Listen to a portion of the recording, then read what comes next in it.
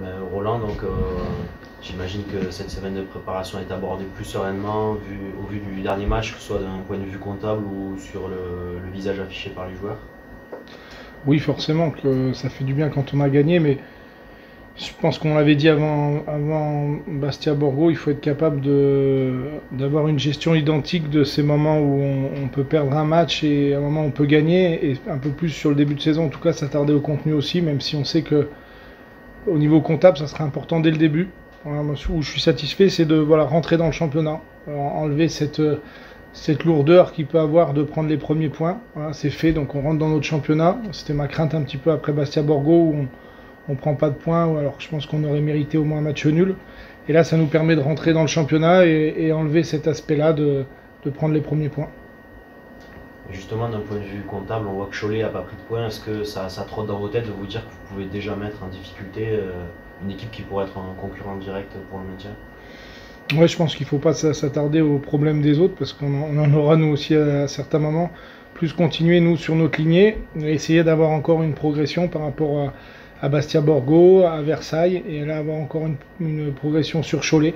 Chaque match est différent, les statuts de départ peuvent changer. On rentre là dans un championnat qui ressemble au nôtre, Cholet. On pouvait penser qu'au départ, Versailles était dans un autre championnat, une équipe qui veut jouer la montée.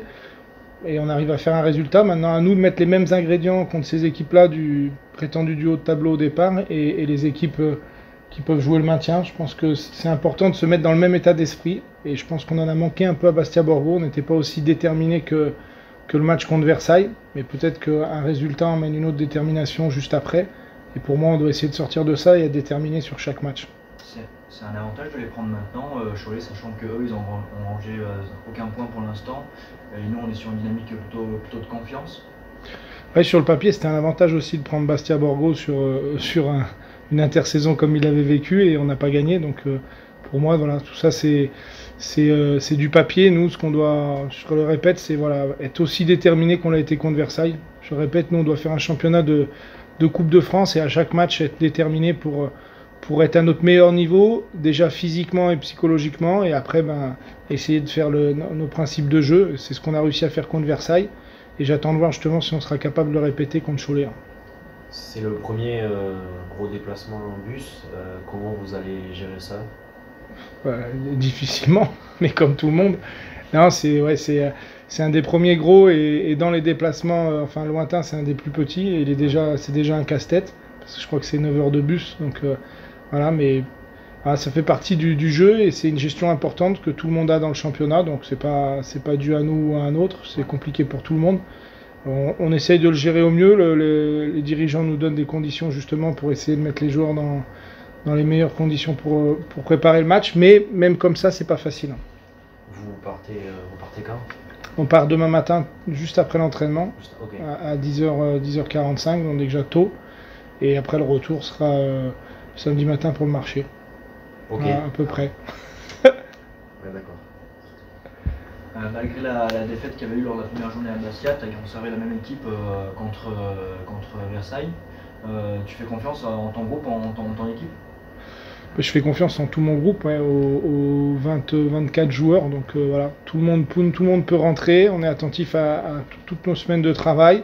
Bien sûr qu'il y a aussi une continuité par rapport au match du week-end, mais aujourd'hui, voilà, on a des joueurs qui rentrent, on commence à avoir un peu plus d'aisance en termes de choix, surtout défensif, parce on a comblé des brèches, mais les brèches ont été très très bien comblées par Max et Balou, donc voilà, on verra comment on démarrera à Cholet, mais en tout cas tout le monde est concerné encore par les matchs du week-end. On peut faire un petit point.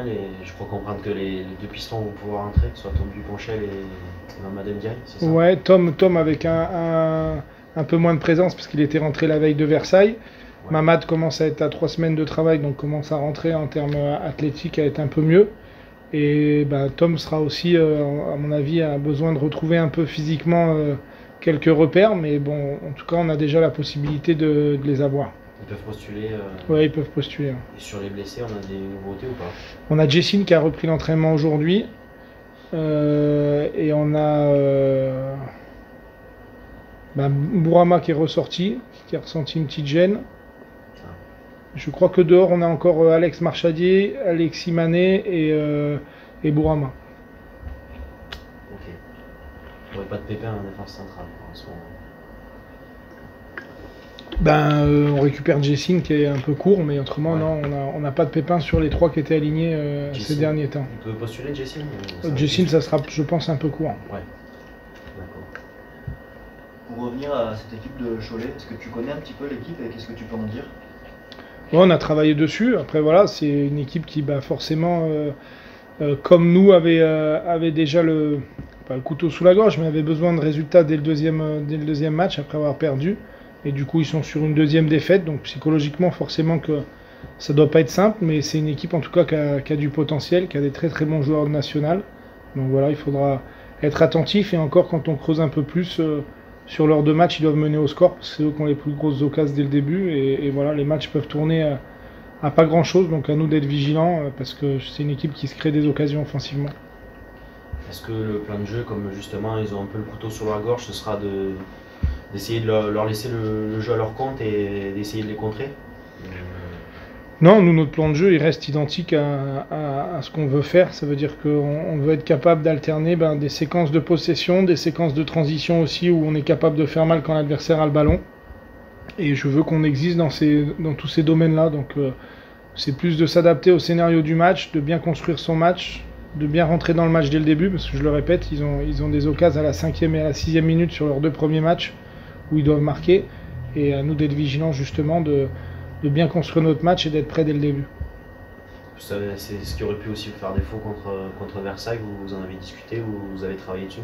Ouais, exactement. L'entame sur Versailles, on peut prendre un but très tôt, mais comme Bastia Borgo, où on doit marquer avant dans nos temps forts. Voilà. La gestion des temps forts et la gestion des temps faibles est très très importante dans les 2 zones de vérité. Donc voilà, on y travaille, mais voilà, c'est aussi des faits de match où on ne peut pas avoir 100% de réussite quoi qu'il arrive, même en le travaillant et en le répétant. Il y a une part de réussite, il y a aussi plein de scénarios qui arrivent et voilà, on pourra jamais avoir 100%, mais en tout cas on est vigilant sur ça.